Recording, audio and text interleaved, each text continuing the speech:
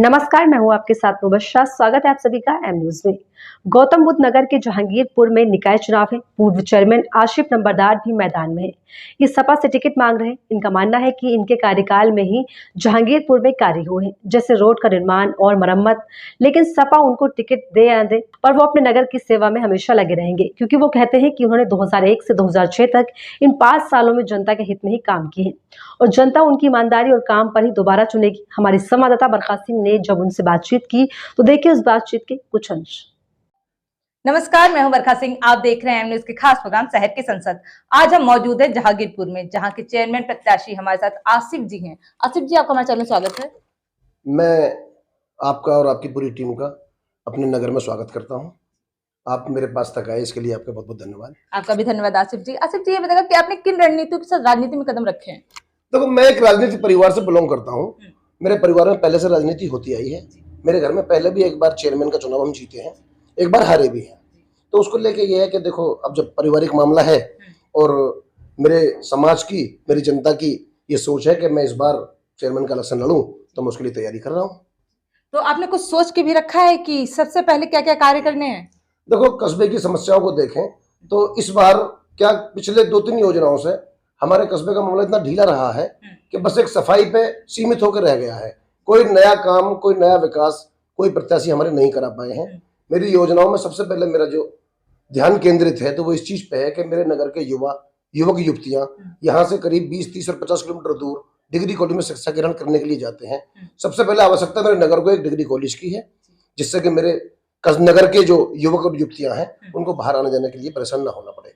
मतलब आपने एक कॉलेज के लिए भी सोच रखा है। तो यहाँ के जो युवा हैं वो बेरोजगार भी काफी हैं, इसके लिए भी आपने कुछ सोचा है? देखो, अभी हम लोग ये देख रहे हैं कि हमारे बिल्कुल पड़ोस में एक एयरपोर्ट का निर्माण हो रहा है और उसमें कोई भी नेता, क्योंकि मैं एक किसान नेता हूं, मैं भारतीय किसान भानु से प्रदेश महासचिव हूं और हम समय समय पर किसानों की और मजदूरों की आवाज उठाते रहते हैं। और इसी को लेकर हमारी सोच ये है कि हमारे यहाँ जितनी भी ये योजनाएं एयरपोर्ट वगैरह की आ रही हैं, इसमें कम से कम 40% काम लोकल के युवाओं को मिलना चाहिए। उसी चीज को लेकर मेहनत करूंगा और मैं काम करूंगा। मतलब आपने रोजगार देने के लिए भी सोच रखा है। वैसे आपके यहाँ पर हमने जहांगीरपुर में देखे और भी बहुत सारी कमियां हैं, जैसे नालियां खुली पड़ी हैं, उसमें मच्छर भी बहुत होते हैं। तो इसके लिए भी आपने कुछ सोचा है? देखो, ये एक रोजाना का काम है, जिसको चेयरमैन कोई भी हो, जो भी जहांगीरपुर का चेयरमैन बनता है वो हमारे ही परिवार का और हमारे लोकल के ही होते हैं। उनको इस चीज पर विशेष ध्यान रखना चाहिए। साफ सफाई अगर नगर में रहेगी, नगर स्वच्छ रहेगा तो बीमारियां भी कम होंगी और लोगों में एक अलग चीज दिखाई देगी कि जब जेवर से या खुर्जा से कोई मेरे नगर में एंट्री करे तो उसको लगे कि जी हाँ, हम जहांगीरपुर में एक स्वच्छ में, एक आदर्श नगर में प्रवेश कर रहे हैं। एक सुंदरीकरण होना यहाँ पे बहुत जरूरी है। जी बिल्कुल, बहुत जरूरी है। सुंदरीकरण के लिए देखो, ना कोई यहाँ पार्क है, ना कोई यहाँ खेल का मैदान है। तो हमारे नगर के युवा हैं और देखो, हर आदमी में, हर बच्चे में एक प्रतिभा होती है, लेकिन जब किसी को कुछ चीज नहीं मिलती तो वो कहाँ जाए, वो अपनी प्रतिभा को वहीं की वहीं दबा के रह जाता है। तो मेरी सोच है कि मैं एक बहुत अच्छा पार्क इस नगर के लिए बना के दूं और एक खेल का मैदान अपने युवाओं के लिए मुहैया कराऊं।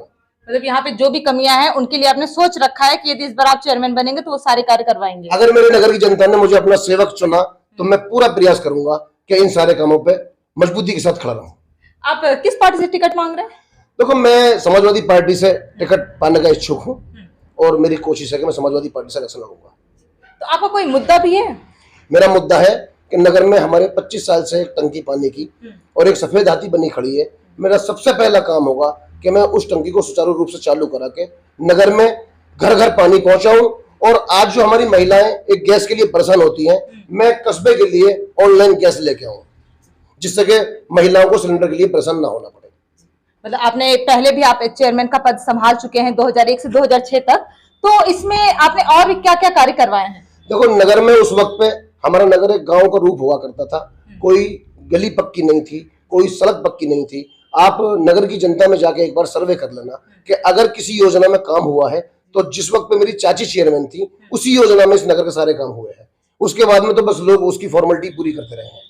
मतलब उसके बाद यहाँ पर कोई कार्य ही नहीं हुए हैं? बस कार्य यही हुआ है कि साफ सफाई चल रही है, जो सड़क टूट जाती है उसमें रिपेयर हो जाती है। साफ सफाई भी अच्छे से नहीं चल रही है? हाँ, अच्छे से नहीं चल रही है, वो ध्यान नहीं है ना उस चीज पे ध्यान नहीं है। और मैं कोशिश करूंगा कि मैं यहाँ सफाई कर्मचारियों की तादाद भी बढ़ाऊं और जो सफाई के वाहन है उनकी भी संख्या में इजाफा होना चाहिए और अच्छे से सुचारू से सफाई व्यवस्था पर ध्यान रखूंगा। और नगर में जो है, देखो आपने जगह जगह देखा होगा कि हमारे नगर में बहुत सारी लाइटें जो पथ प्रकाश के लिए लगी हुई हैं, उस ज्यादातर मैं कह रहा हूँ 60% की स्थिति में खराब लाइटें हैं। मैं एक रात में जो किसी को परेशानी ना हो उसके लिए पूरे नगर को जगमग करना चाहता हूँ, और नगर के सभी जो मेन रोड है उनमें एक हरियाली, एक सौंदर्यकरण का काम करूंगा। जगह जगह पौधे पेड़ लगवाऊंगा और उसके लिए जगह जगह बैठने के लिए सीट होंगी। और मेरे नगर में जो तालाब है जिनकी हालत इतनी खराब हुई पड़ी है कि आप देख नहीं सकते, इतनी गंदगियों का अंबार लगा हुआ है, मैं उनको बहुत ही एक सौंदर्य तरीके से और बहुत खूबसूरत तरीके से विकसित करना चाहता हूँ। उसमें सफाई भी करवाएंगे? सफाई करवाऊंगा मैं उनको पक्का बनवा करके, और वहां एक लोगों को घूमने बैठने के लिए एक बहुत अच्छा स्थान बनाना चाहता हूँ। पार्क जैसे सरोवर टाइप से? हाँ, पार्क भी हो और तालाब भी हो, जिसमें कि एक कहीं कोई चला जाए तो उसका लगे कि हाँ भाई मैं किसी सिटी में घूम रहा हूँ। उसी तभी मेरा मन की खुश होगा कि हाँ मेरा नगर एक शहर की टक्कर पर खड़ा है।